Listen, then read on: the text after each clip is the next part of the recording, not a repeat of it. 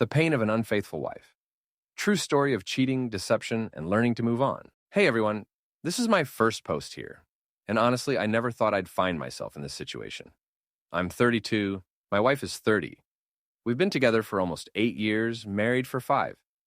I always thought we had a strong marriage, yes, there are a few little things. But who's perfect, right? We share a house, a dog, a mortgage. All that adult stability you dream of in your 20s. It started small. She became glued to her phone, turning the screen away when I walked in, laughing at texts, but never saying who they were from. She started working late more often, coming home smelling like a mix of perfume and someone else's cologne. I told myself I was overthinking it. Everyone has rough patches, right? Then she started picking fights over nothing, like if I asked how her day was, she'd snap back with, "Why are you always interrogating me?" I swear it felt like she was trying to make me the bad guy just to have a reason to storm out. At first, I chalked it up to stress. But deep down, that sinking feeling, that gut instinct you can't explain started eating at me. I tried to ignore it. I didn't want to be that paranoid husband. But trust me, I should have listened to my gut. Because what I found next flipped my entire world upside down. So one Friday night, she said she was going out with her coworkers for drinks after work. Totally normal, she's done that before. But this time, she was dressed different. You know what I mean. Tight black dress, new heels, I'd never seen before. Hair done like she was going on a date, not grabbing beers with the office crowd. I joked, "You look amazing. Who's the lucky client?" She laughed, rolled her eyes, and said, "Oh, don't start. It's just networking." Something in her tone didn't sit right. After she left, I tried to distract myself. Watched a movie, cleaned the kitchen, but my mind kept spinning. Around midnight, I checked her location on Find My iPhone, something I've never done before. I wish I hadn't. She wasn't at the bar she said she'd be at. She was at a hotel. A hotel. I stared at the screen for a good minute, just numb. My stomach felt like it dropped out of my body. My first thought wasn't even anger, it was confusion, like, no, this has to be a mistake. I refreshed the app, checked again, and there it was. Same location, same hotel. I didn't sleep that night. I just sat there, watching her little blue dot on the map, praying it would move somewhere else. But it didn't. When she finally came home the next morning, her makeup was smudged, and she smelled like someone else's cologne again. She smiled like nothing happened. That's when I knew. The next few days were hell. I tried to act normal, but every text notification, every little slip she made, set off alarms in my head. I started noticing things I'd ignored before. Her leaving her phone face down, deleting messages, random receipts for dinners I wasn't invited to, little excuses that didn't add up. One afternoon I was helping her with laundry when I found a hotel key card tucked in her purse. Not one of those silly day-use cards. It had a hotel name I didn't recognize. My hands shook as I held it. Part of me wanted to throw it away, pretend I hadn't seen it, but I couldn't. I had to know.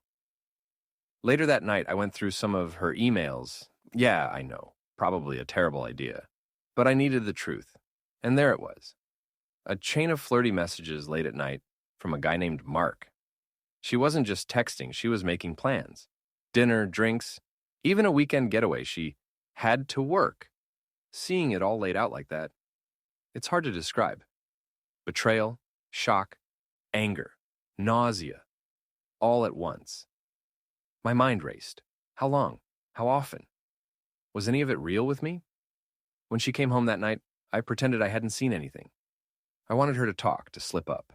And of course she did. I waited until we were alone. My hands were shaking, my heart pounding like a drum. I finally blurted it out. "Who's Mark?" She froze. For a second, I thought maybe I imagined it. Maybe she'd confess. But then she rolled her eyes, smirked, and said, "What? Oh, him? We're just friends. Calm down. You're being ridiculous." I slammed the hotel keycard on the counter. Friends don't meet in hotels. Friends don't plan weekend getaways. Friends don't flirt with each other at midnight. She sighed dramatically, like I was the crazy one. "You're overreacting. You're paranoid. I can't believe you're accusing me of this. I don't even know why you're being so hostile." Then the lies started flowing. She claimed Mark was a coworker she was mentoring. She said the late-night texts were all work stuff. She said the hotel was a business trip. Every explanation felt thinner than tissue paper. I remember the pit in my stomach. Betrayal, confusion, anger, all mixed into a feeling I couldn't name. I wanted to scream, cry, throw things, but I couldn't. I just stared at her and realized she didn't even seem sorry. After that confrontation, I felt hollow, like someone had drained all the air out of my life. I kept replaying her words, her smirk, her lies. Every little memory of our marriage suddenly felt like it was filtered through this new lens: doubt, betrayal, disbelief. I stopped sleeping properly. Some nights I stared at the ceiling, going through every conversation, every night out, every time she worked late, trying to convince myself I was wrong. Other nights I curled up on the couch, feeling nothing but raw, heavy sadness. Even simple things like walking past the bedroom or seeing her coffee cup in the sink hit me like a punch. I couldn't decide if I was more angry or more broken. Every text notification made my heart skip. Every door slam, every laugh in the other room felt like a knife twisting. Friends noticed I was distant, distracted. I lied when they asked. I didn't want anyone to know the chaos brewing inside me. I wasn't ready to admit the truth, not even to myself. But as days turned into a week, one thing became clear. I couldn't just sit in this pain forever. Something had to change.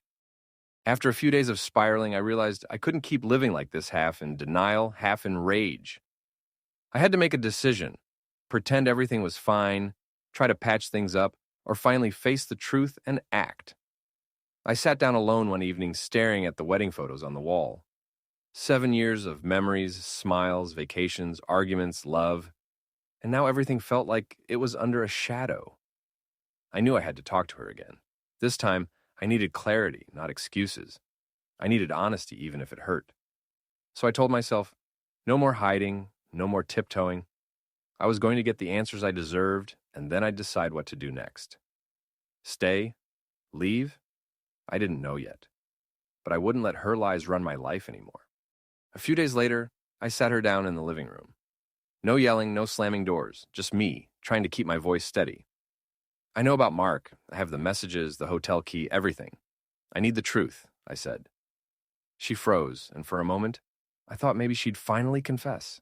But then she laughed, a sharp, bitter laugh. Oh my God, you actually went through my stuff. That's insane. I can't believe you. You're being so controlling. I felt my blood boil. Controlling? I caught you cheating. That's not control. It's reality. She rolled her eyes like I was the problem. Fine. Yes, I've been seeing him. But it's not a big deal. It's just fun. We were both lonely, okay? Fun. She called it fun. Like I was overreacting because I cared too much. Like the love and trust I thought we shared meant nothing.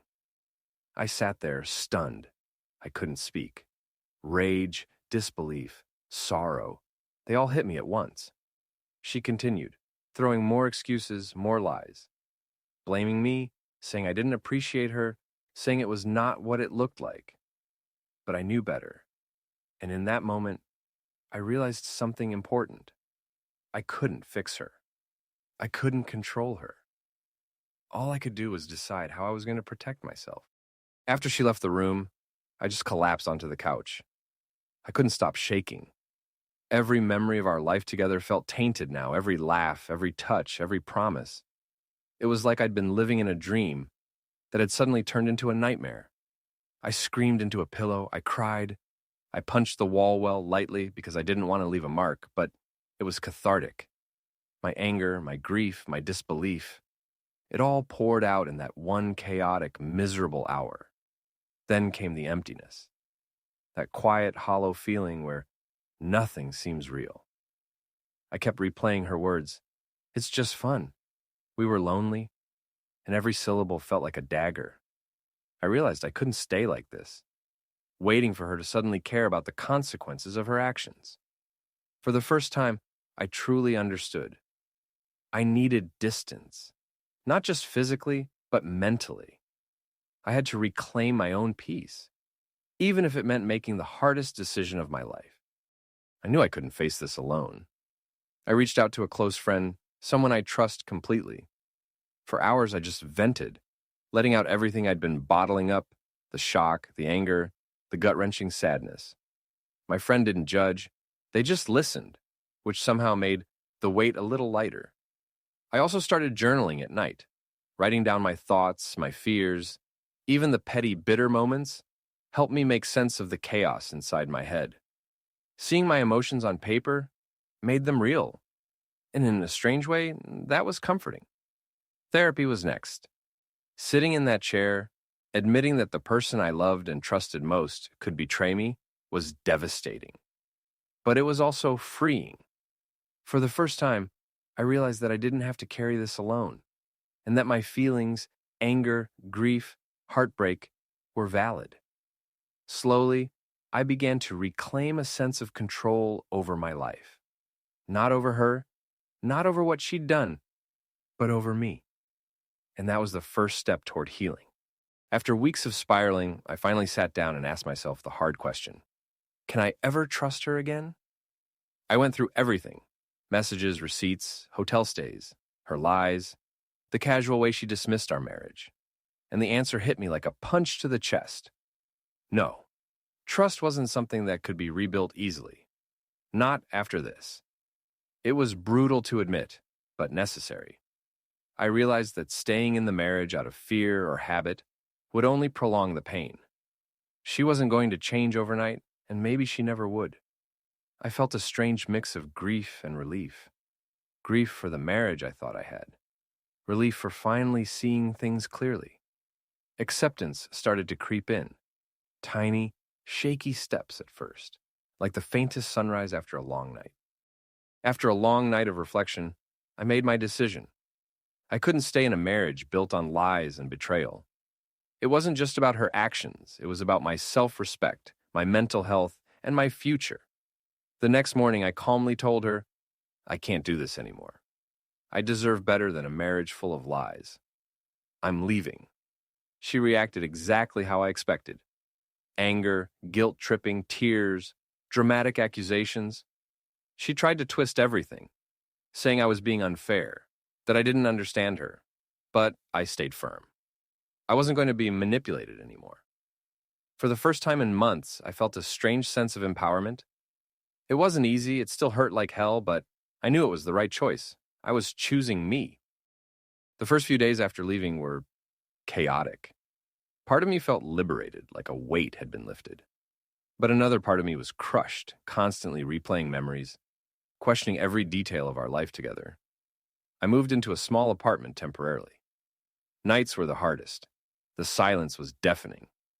No laughter, no arguments, no shared routines, just me and my thoughts. Some nights I cried, some nights I paced the room, trying to burn off the anger and sadness. Friends checked in constantly. I leaned on them, sometimes for hours, sometimes just a text saying, I'm here. That support became my lifeline. I realized that moving forward wouldn't be easy, but I wasn't alone. Slowly, I began to rebuild my life. I started exercising again, cooking meals I actually enjoyed, and reconnecting with friends I'd neglected. I even picked up hobbies I'd shelved during the marriage: photography, reading, long hikes. Therapy continued to help me process the betrayal and the grief. I learned to set boundaries, recognize my worth, and understand that her actions were not my fault. Every day I felt a little stronger. Every day the anger softened, replaced by clarity. I realized I didn't need her approval, her love, or even her apology to validate myself. I was enough on my own. For the first time in years, I felt free. Months passed, and the raw pain started to dull. I wasn't numb anymore, I was alive. I started dating casually, not looking for someone to replace her, but to genuinely connect with people who valued honesty and respect. I learned to forgive not for her, but for me. Forgive the situation, the lies, the betrayal, and most importantly, the part of me that blamed myself. That forgiveness didn't mean forgetting. It meant letting go of the weight that kept me chained to the past. I also realized something crucial. Life goes on. Love can come again, trust can be rebuilt, and happiness can return. But it starts with choosing yourself first, reclaiming your life, and refusing to let someone else's betrayal define your future. Looking back, I never thought I'd be the person dealing with this kind of betrayal. It shook me to my core, but it also taught me things I'll never forget. Trust is priceless. Once it's broken, rebuilding it is harder than most people realize. Your gut is usually right. Don't ignore that sinking feeling when something feels off. Self-respect matters more than preserving appearances. Walking away from a toxic situation is a sign of strength, not weakness. Support is everything. Friends, family, therapy, lean on them. You don't have to suffer alone. I'm not over it in the sense that it doesn't sting. But I've learned to carry it differently. I've learned that my life is mine to reclaim, and that happiness is still possible. If you're in a similar situation, my advice is simple. Trust yourself, prioritize your mental and emotional health, and don't settle for lies. Life is too short to live in someone else's deception.